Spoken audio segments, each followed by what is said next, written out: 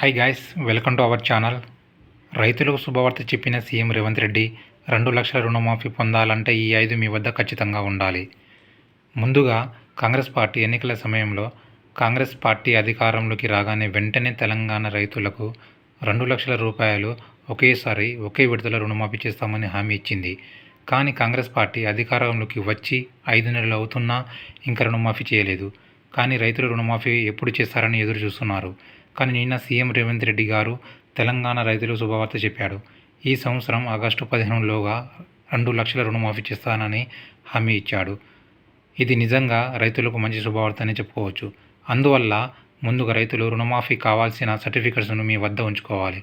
వాటిలో ముఖ్యమైనవి bank account book, Aadhaar card, ration card, భూమి పట్టా పుస్తకం అండ్ ఫోన్ నెంబర్. ముఖ్యంగా ఆధార్ కార్డు మరియు ఫోన్ నెంబర్ మీ యొక్క బ్యాంక్ అకౌంట్తో లింక్ అయి ఉండాలి. ఒకవేళ లింకు లేకుంటే వెంటనే మీ బ్యాంక్ వద్దకు వెళ్ళి లింక్ చేసుకోండి. ఎందుకంటే మీ బ్యాంక్ అకౌంట్ హోల్డ్లో ఉన్నా, బ్లాక్లో ఉన్న, ఇంకేమైనా ప్రాబ్లంలో ఉన్నా మీ ఆధార్ కార్డు కొట్టి చెక్ చేసి వివరాలు తెలుసుకొని రుణమాఫీ చేస్తారు. ఈ వీడియో మీకు ఉపయోగపడింది అనుకుంటున్నా.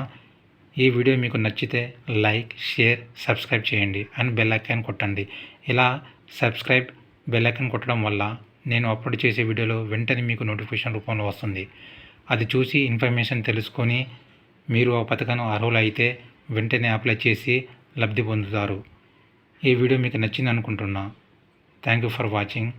జై హింద్.